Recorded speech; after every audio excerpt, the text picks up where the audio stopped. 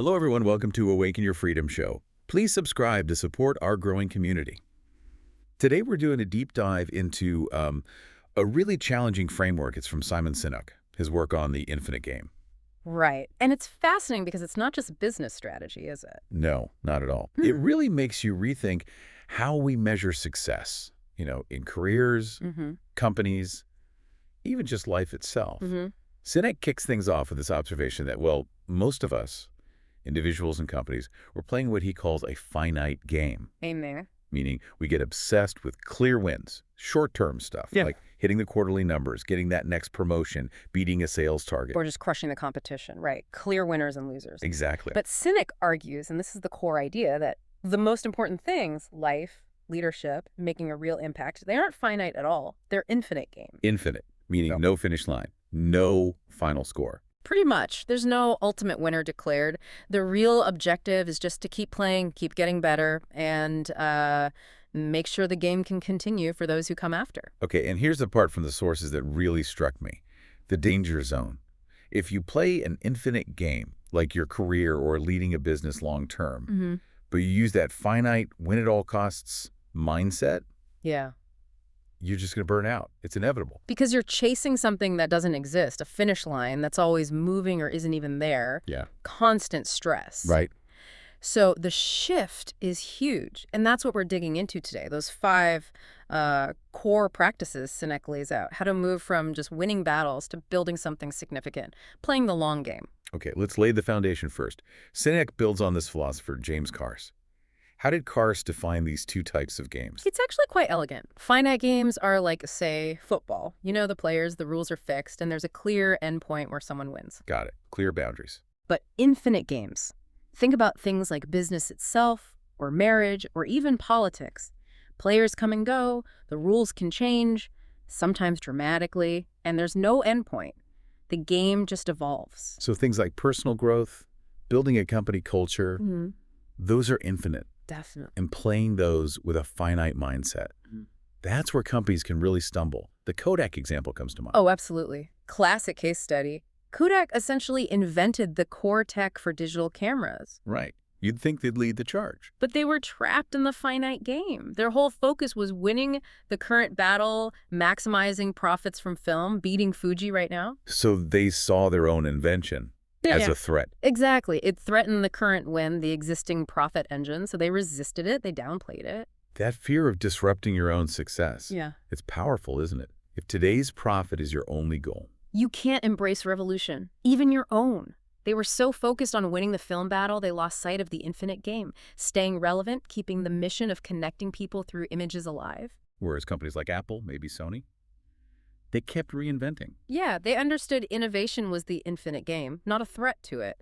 Their goal wasn't just to win Q3, it was to keep playing, keep evolving. Staying relevant is the real goal. Okay, so to play that infinite game, you need something to steer by, right? Something more than just profit. Which brings us to Sinek's first practice, having a just cause. Yes, the just cause. This is critical. It's that vision of the future state you want to bring about. It has to be aspirational, bigger than any one person or product, fundamentally optimistic. Something that pulls you forward even when things get tough. Exactly. It gives the struggle meaning. It has to be something you're fighting for, not just against. Like Martin Luther King Jr., he wasn't just fighting against racism, right? He was painting a picture for equality, that positive vision. Precisely. The energy flows differently, and it lasts longer than any single product cycle or CEO. Think about Elon Musk. Whatever you think of him, his stated cause isn't just sell more Teslas. It's about accelerating sustainable energy, right? Right. That's the just cause. Right. And when the why is that big, the how, the specific products, the strategies can be flexible. It turns a job into, well, a mission. Okay, so the just cause is the why. But how do you get everyone pulling in that direction, especially when, things get difficult? That links to the second practice, doesn't it? Building trusting teams. Directly. Sinek is really clear on this. Infinite players build success through deep, genuine trust, not just top-down authority or internal competition. So it's not about demanding compliance, do this because I said so. No, that's finite leadership. An infinite leader works to create what Sinek calls a circle of safety, a place where people feel they can be vulnerable, raise concerns, make mistakes without fear of humiliation or retribution. That inspires real contribution. I remember reading about the Navy SEAL selection. They look for competence, obviously, but the deciding factor is often trustworthiness, right? Who would the others trust with their life? That's the ultimate trust capital, and it's built by leaders acting consistently, especially when it's hard.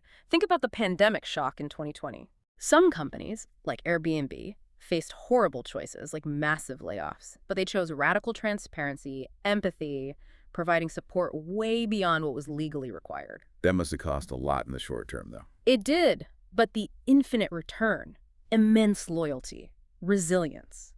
Because they showed they cared about their people when it truly mattered, their trust capital soared. Trust isn't built when things are easy, it's forged in how you handle the tough times. That makes sense. Okay, shifting from the internal team to the external landscape. The third practice is about reframing competition, finding worthy rivals. Yeah, this is a big mindset shift. Infinite players don't just see competitors as enemies to be destroyed. Like in a finite game. Exactly.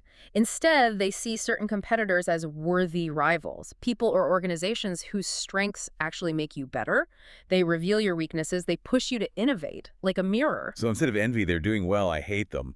It's more like admiration. Wow, they're good at that. What can I learn? Precisely. Think about Nike and Adidas. For decades, they've pushed each other relentlessly. Better design, more sustainable materials, stronger storytelling. They make each other better. It raises the bar for everyone. It does. Even Steve Jobs admitted that Microsoft, their biggest rival, forced Apple to think bigger and be bolder. A worthy rival doesn't block your path. They sharpen your focus. That requires a certain confidence, though. Which leads nicely into the fourth principle, courageous leadership. This sounds like where the rubber really meets the road. It absolutely is. This is about leaders having the guts to make decisions that align with the just cause, even if, and this is key, even if it hurts short-term profits or metrics. That's tough. Finite leaders live and die by those short-term numbers. They do. And that's why infinite leadership is courageous. It means choosing the long-term principle over the immediate financial gain sometimes. It's about building something that lasts, not just looks good on the next quarterly report. The CVS example you mentioned earlier fits perfectly here, right? Yeah. Stopping tobacco sales. Phenomenal example. They walked away from, $2 billion in annual revenue. Instantly. How do you even justify that to shareholders in the moment? You justify it by doubling down on your just cause. They said, we're a health company. Selling cigarettes is fundamentally incompatible with that. It was painful financially, short-term, but it powerfully signaled their identity. It built massive long-term trust. That integrity becomes a competitive advantage over time. Absolutely. And maybe the most extreme example is Yvon Chouinard at Patagonia, giving the entire company away to fight climate change. Billions of dollars. That's just incomprehensible from a purely finite, profit-maximizing view. Utterly. It's the ultimate infinite move. Finite leaders chase the immediate win. Infinite leaders do what they believe is right for the cause, for the long run, even if it costs them personally. Okay, so we have just cause, trusting teams, worthy rivals, courageous leadership. There was a fifth element mentioned in the prep, tying it together. Ah, yes. What Sinek sometimes refers to as existential flexibility, or you could think of it as flexible will. It's the flip side of courageous leadership. How so? Courage is sticking to your just cause, your core values. But flexible will is the ability, the willingness to make profound strategic shifts, even blow up your current business model if that's what's needed to advance the cause. So it's about not getting rigidly stuck on the how. Exactly. Finite players often fall in love with their current strategy or product. They resist change because admitting the old way isn't working feels like leasing. Like Kodak again. They had the just cause maybe, connecting people, but lacked the flexible will to change how they did it, from film to digital. Precisely. They were too attached to the current winning formula. Flexible will means you're willing to disrupt yourself before a rival does, because your ultimate loyalty is to the cause, not the current plan. It allows for radical adaptation. Got it. Okay, let's bring this home. We've talked companies, big leaders, but how does this infinite game stuff apply to, us, to the listener's everyday life? Oh, it's hugely relevant. Think about relationships. If you're playing a finite game, you're always trying to win arguments, score points, prove you're right. How sustainable is that? Not very. It's exhausting and damaging. Right. The infinite approach is about understanding, connection, keeping the relationship healthy and evolving, not winning today's fight. And personal growth, too. Yeah. Stop chasing milestones. Yeah, stop the obsession with hitting that specific salary number or that job title or buying the bigger house as if that's the finish line. Focus instead on continuous learning, evolving, becoming a better version of yourself. The game never ends. So stop asking, have I won yet? Or am I enough? And start asking, How can I keep contributing? How can I keep learning? How can I keep playing this game well? It shifts focus from finite success to infinite significance. success versus significance. Explain that difference. Success is often finite. You achieve a goal, you win the award, you retire. It has an endpoint. Significance is infinite. It's the impact you have, the legacy you build through your just cause, the trust you foster that lives on after you. So the infinite mindset asks us to really look inward, doesn't it? It does. Sinek's framework prompts those key questions. What is my just cause? Am I building real trust or just demanding people do what I want? Do I see rivals as threats or can I learn from them? Am I brave enough to choose principle over immediate payoff? And crucially, am I flexible enough to change my approach when needed? It really boils down to that Sinek quote, doesn't it? There is no such thing as winning business. Or winning life, maybe. Right. There's only a head and behind and a chance to keep playing. The goal is simply to play with integrity, with purpose, so you can keep playing. Okay, that's powerful. Yeah. So to make this practical for everyone listening, let's offer those 3 concrete actions, things you can do today. Okay. First, try writing down your just cause. Just one sentence. What's the positive, optimistic future you're working towards, even on a personal level? Second, Identify one worthy rival. Could be a colleague, another company, even just someone you admire whose skills push you.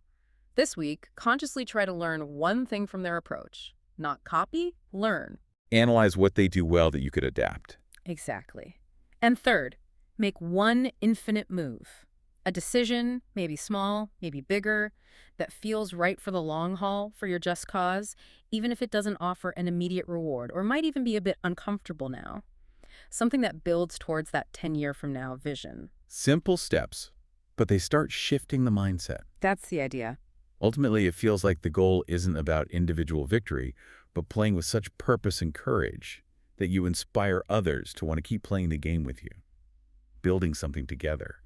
That feels like true significance. Well said. To close, please don't forget to subscribe on your favorite platform, YouTube, Apple Podcasts, Amazon Music, or Spotify, to stay sharp and never miss a drop of knowledge that could change your financial life.